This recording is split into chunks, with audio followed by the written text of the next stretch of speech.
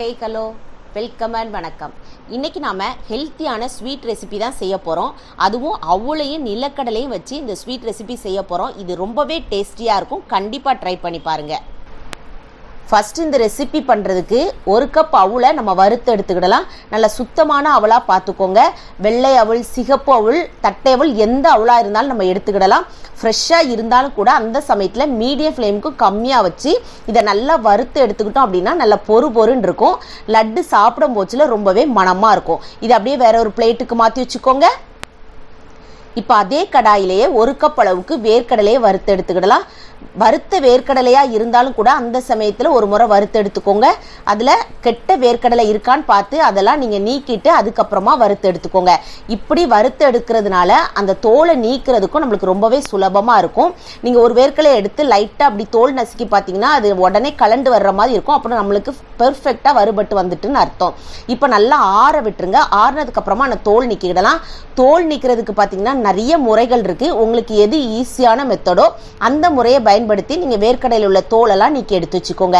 இப்போ நான் ஆறிட்டு எல்லாமே அவ்வளோ ஆறிட்டு வேர்க்கடலையும் ஆறிட்டு இப்போ இதை நம்ம அரைச்சி எடுக்க போகிறோம். முதல்ல நீங்கள் அவ்வளோ மிக்சி ஜாருக்கு மாற்றி பொடி பண்ணி எடுத்துக்கோங்க. பாருங்கள், அவுள் நல்லா அரைப்பட்டு வந்திருக்கும். கொஞ்சம் பொறுன்னு இருந்தது மாதிரி இருக்கும். அதே சமயத்தில் நீங்கள் வேர்க்கடலையை ரொம்ப அரைச்சிடாதீங்க. பல்ஸ் மோடில் போட்டு எடுத்துக்கோங்க. கொஞ்சம் குறப்பா, அதாவது 1-2 வேர்க்கடலை முழுசாக இருந்தது மாதிரி இருக்கும். இப்போ அடுத்ததாக அதே கடாயை அடுப்பில் வச்சு ஒரு கப் அளவுக்கு நம்ம வெல்லம் எடுத்துக்கிடலாம். இது கரெக்டான தித்திப்பில் நம்மளுக்கு இருக்கும். இப்போ இதில் ஒரு அரை கப் அளவுக்கு தண்ணி சேர்த்து நீங்கள் ஹை ஃப்ளேமில் வச்சுக்கோங்க.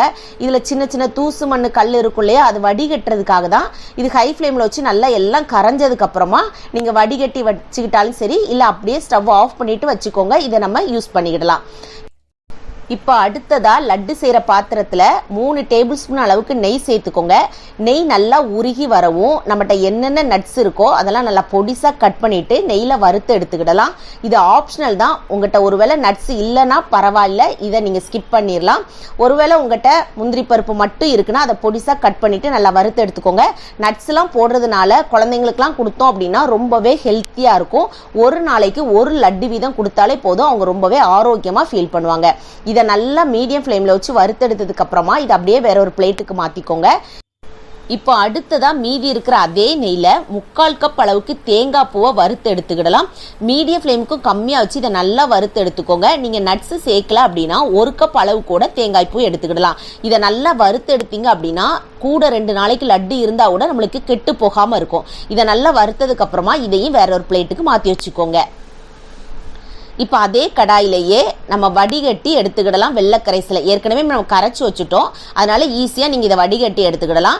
இப்போ இது கூட ஒரு அரை ஸ்பூன் அளவுக்கு ஏலக்காய் தூள் சேர்த்துக்கோங்க. இந்த ஏலக்காய் தூளை மிஸ் பண்ணாமல் சேர்த்துக்கிட்டீங்க அப்படின்னா அந்த லட்டு ரெசிபி ரொம்பவே மணமாக இருக்கும். ஹை ஃப்ளேமில் வச்சு இதை நல்லா கொதிக்க வச்சுக்கோங்க. இதில் நம்மளுக்கு பாகுபதெல்லாம் எடுக்கணுங்கிறதே கிடையாது. நல்லா கொதி வரட்டும். கொதி வந்ததுக்கப்புறமா ஒரு 3 நிமிஷம் நல்லா கொதிக்க விட்டுருக்கோங்க. கைவிடாமல் நல்லா கலந்துக்கோங்க.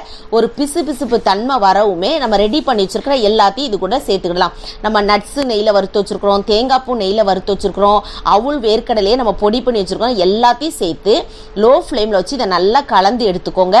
நல்லா ஒன்று போல மிக்ஸ் ஆகி எல்லாம் திரண்டு வரணும். அது வரைக்கும் நம்ம கைவிடாமல் இதை கலந்துக்கிட்டே இருக்கலாம். கொஞ்சம் அப்படியே கெட்டிப்பட ஆரம்பிக்கும். அந்த சமயத்தில் 1 ஸ்பூன் அளவுக்கு நெய் சேர்த்துக்கோங்க. நீங்கள் நெய் தாராளமாக சேர்ப்பீங்க அப்படின்னா கூட 1 ஸ்பூன் அளவு கூட நம்ம சேர்க்குறா இருந்தால் சேர்த்துக்கலாம். இந்த நெய் சேர்க்கறதுனால அந்த லட்டு ரொம்ப மணமாகவும் இருக்கும். அதே சமயத்தில் நம்மளுக்கு உருண்டை பிடிக்கிறதுக்கு ரொம்ப வசதியாகவும் இருக்கும். இப்போ பார்த்தீங்கன்னா உங்களுக்கு தெரியும், கொஞ்சம் இலக்கமாக இருந்தது மாதிரி இருக்கும். இன்னும் மீடியம் ஃப்ளேமில் வச்சும் லோ ஃப்ளேமில் வச்சும் மாற்றி இதை நல்லா கலந்து எடுத்துக்கிட்டீங்க அப்படின்னா நல்லா கொஞ்சம் கெட்டி ஆக ஆரம்பிக்கும். அதனுடைய பதத்தை பாருங்கள், அதனுடைய கன்சிஸ்டன்சி இந்த அளவுக்கு இருக்கணும். இது ரெடி ஆயிட்டான்னு பார்க்கறதுக்கு வேற ஒன்றும் இல்லை. நீங்கள் அதில் கொஞ்சோண்டு எடுத்து கையில் உருட்டி பார்த்தீங்கன்னா தெரியும். அப்படி அழகாக பால் ஷேப்புக்கு நம்மளுக்கு ஒன்று போல உருண்டை பிடிக்க வரும். பாருங்கள், இதை மாதிரி கைகளில் ஒட்டாமல் வரும். அப்போ நம்மளுக்கு லட்டு ரெடி ஆயிட்டுன்னு அர்த்தம். அப்போ நீங்கள் ஸ்டவ் ஆஃப் பண்ணிவிட்டு உங்களுக்கு விருப்பப்பட்ட ஷேப்பில் நீங்கள் இதை ரெடி பண்ணிக்கிடலாம். நான் இன்னைக்கு உருண்டை பிடிச்சி எடுத்துருக்கிறேன். ஒருவேளை உங்கள்கிட்ட குக்கி கட்டை இருந்தாலோ அப்படி இல்லைன்னா ஏதாவது ஒரு பாட்டில் மூடி இருந்தால் கூட அந்த ஷேப்பு கூட நம்ம ரெடி பண்ணி எடுத்துக்கிடலாம். இது ஒரு ஹெல்த்தியான ரெசிபி, அதே சமயத்தில் ஈஸியான ரெசிபியும் கூட, ரொம்ப டேஸ்டியான ரெசிபியும் கூட. இந்த ஃபெஸ்டிவல் அப்போ கண்டிப்பாக இதை நீங்கள் செஞ்சு பாருங்கள்.